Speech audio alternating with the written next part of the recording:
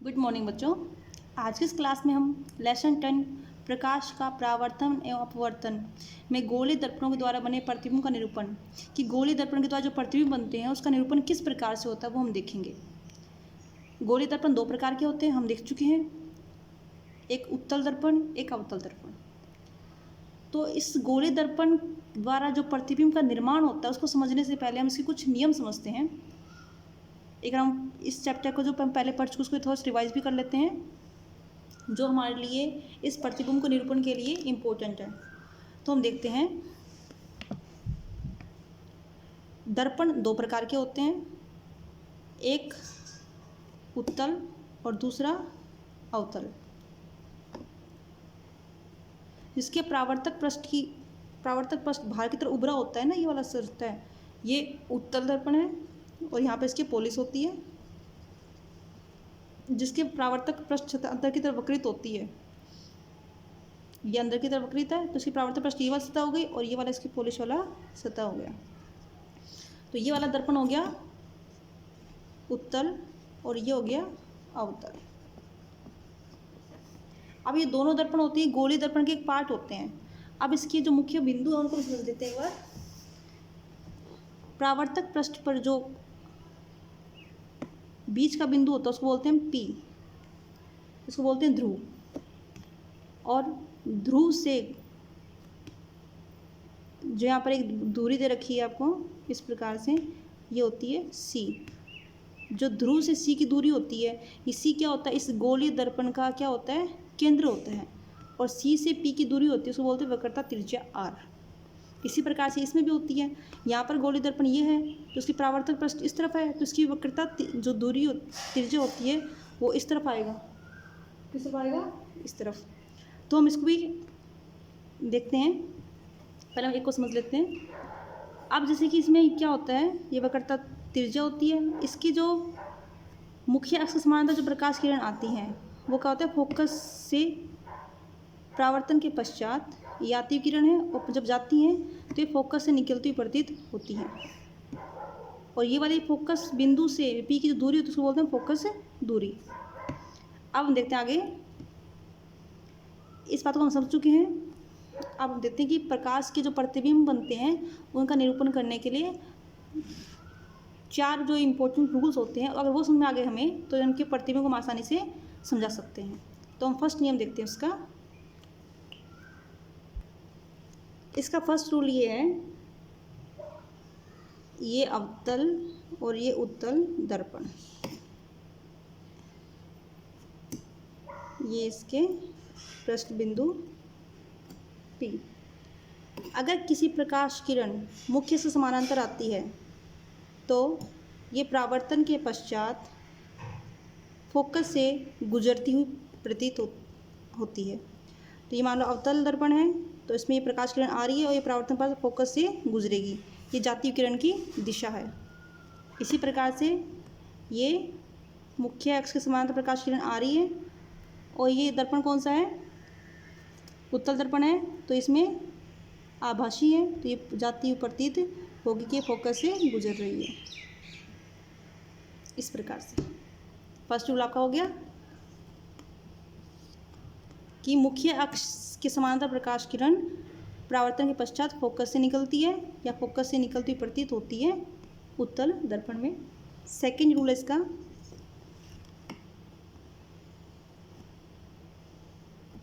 अगर प्रकाश किरण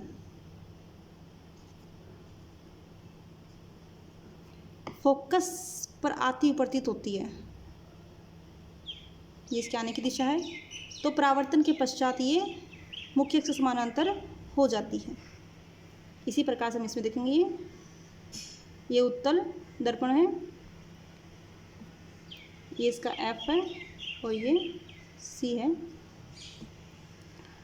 तो मुख्य अक्ष जो प्रकाश किरण है वो फोकस पर आती हुई प्रतीत होती है इस प्रकार से,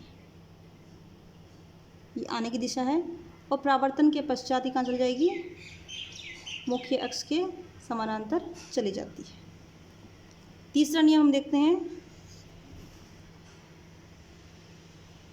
अगर कोई प्रकाश किरण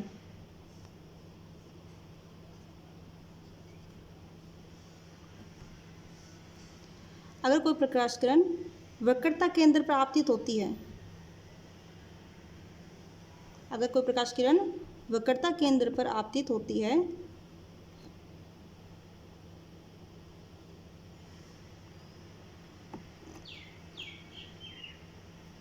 इस प्रकार से, तो परावर्तन के पश्चात ये प्रकाश किरण आ रही है इस प्रकार से, तो परावर्तन के पश्चात वापस ये उसी पथ पर चली जाती है, मतलब वक्रता केंद्र से वापस गुजर जाती है।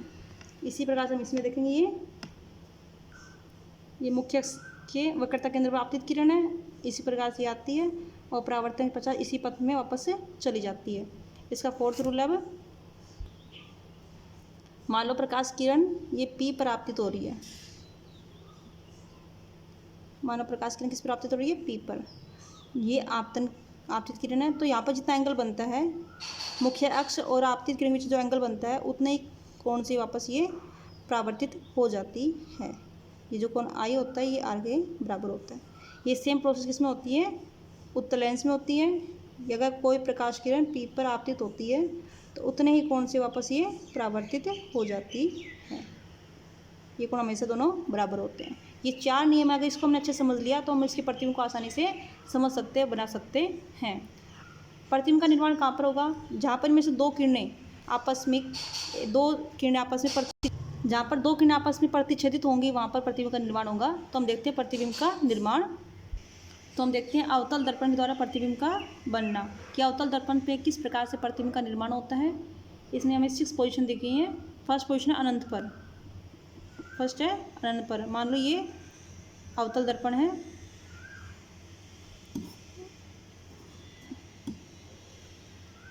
इसमें फर्स्ट सिचुएशन दे रखी है कि वस्तु या प्रतिबिंब कहाँ पे अनंत पर हो। मान लो यहाँ वस्तु यहाँ पर रखी हुई है अनंत पर, तो इसका प्रतिबिंब किस प्रकार से बनेगा।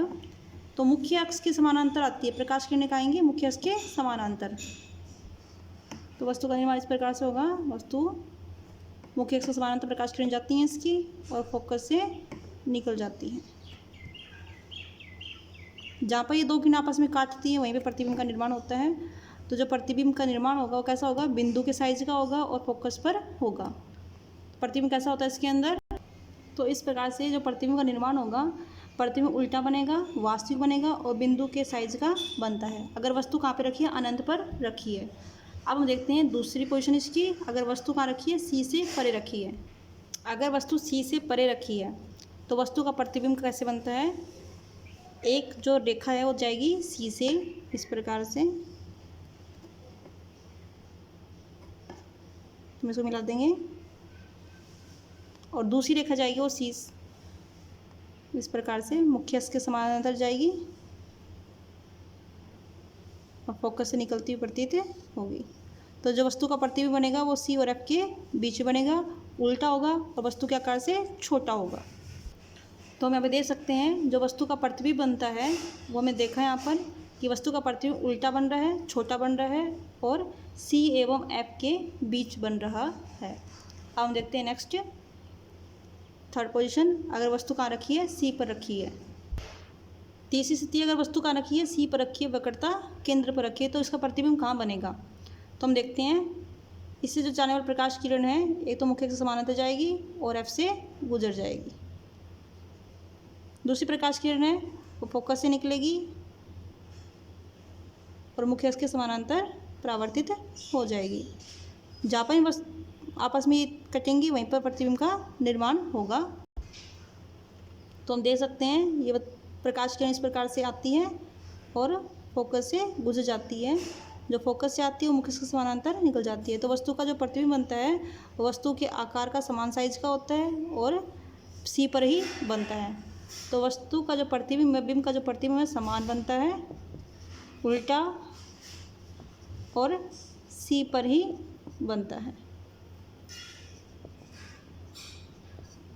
अब नेक्स्ट कंडीशन हम देखते हैं फोर्थ, वस्तु कहाँ रखी है, C और F के बीच में। अगर वस्तु C और F के बीच में रखी है तो इसका प्रतिबिंब कहाँ बनेगा वो हम देखते हैं।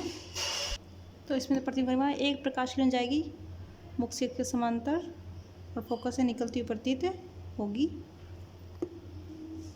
और दूसरी किरण है वो C से निकलती हुई प्रतीत होगी और जहाँ पर आपस इस प्रकार से ये एफ से निकल गई और ये निकलेगी सी से। जैसे यहाँ पर ये कट रही है तो यहाँ पर इस वस्तु का प्रतिबिंब का निर्माण होगा।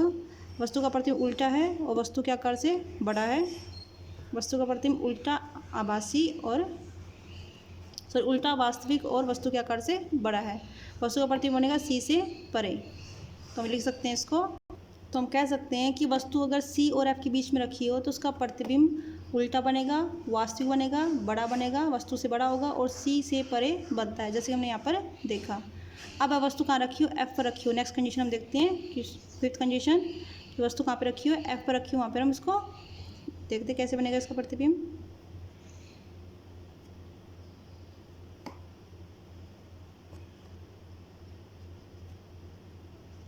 यहाँ वस्तु रखी है, एक किरण जाएगी प्रकाश के मुख्य अक्ष के समानांतर। ये प्रकाश की किरण समानांतर जाके फोकस से निकलती हुई प्रतीत होगी इस प्रकार से, और दूसरी किरण जाएगी इसके सी से,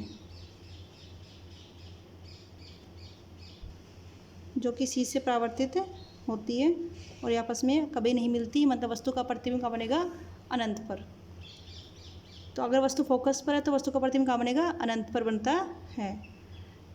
जो प्रतिबिंब का साइज वो कैसा होगा,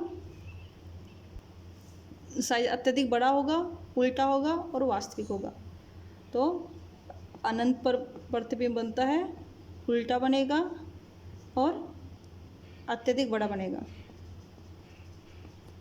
अत्यधिक बड़ा। और साथ में क्या होगा, वास्तविक। वास्तविक प्रतिबिंब वो होते हैं जिसको हम पर्दे पर प्राप्त कर सकते हैं, जो कि आभासी प्रतिबिंब वो होते हैं जिसको पर्दे पर प्राप्त नहीं कर सकते हम। अब इसकी नेक्स्ट पोजीशन, वस्तु कहाँ पे रखी है, एफ और पी के बीच में। वस्तु स्थिति रखी है पी और एफ के बीच में, इसका प्रतिबिंब कहाँ बनेगा।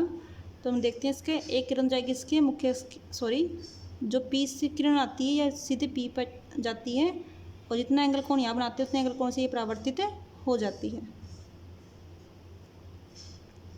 और दूसरी किरण जाएगी इसके सी से। तो हम देखते हैं वस्तु जो पी और एफ और पी के बीच में रखी होती है तो ये इस एंगल से निकलती है और ये पीछे से जाती हुई प्रतीत होती है। और जो दूसरी किरण है वो सी से निकलती प्रतीत होगी इस प्रकार से, और ये जहाँ पर आपस में कटेंगे वहीं वस्तु का प्रतिबिंब का निर्माण होता है। तो इसमें प्रतिबिंब कैसा बनता है, सीधा बनता है और आभासी बनता है। बाकी सभी इसकी किसी परिस्थिति के अंदर जो प्रतिबिंब बनता है वो वास्तविक होता है और उल्टा होता है। और इसमें जो प्रतिबिंब बना है वस्तु के आकार से बड़ा बना है, सीधा बना है और आभासी बना है। तो वस्तु का जो प्रतिबिंब बनता है वो कहाँ बनता है, पर्दे के पीछे, दर्पण के पीछे बनता है, आभासी होता है, बड़ा होता है और बड़ा होता है, आभासी होता है और सीधा होता है। तो ये तो हमने देखे थे उत्तल दर्पण के अवतल दर्पण के प्रतिबिंब। अब हम देखते हैं उत्तल दर्पण के प्रतिबिंब। उत्तल दर्पण के अंदर दो ही स्थिति हैं, एक तो अनंत पर और दूसरा पी से और अनंत के बीच में। तो हम देखते हैं उसको, तो स्टार्ट करते हैं। नेक्स्ट, अगर वस्तु उत्तल दर्पण में अनंत पर रखी है तो इसका प्रतिबिंब कहाँ बनेगा, फोकस पर बनता है। तो हम देखते हैं कैसे बनता है। इसके समानांतर जो किरण आती है, प्रकाश किरण मुख्य से समानांतर आती हैं और टकराने के बाद फोकस से निकलती हुई प्रतीत होती हैं।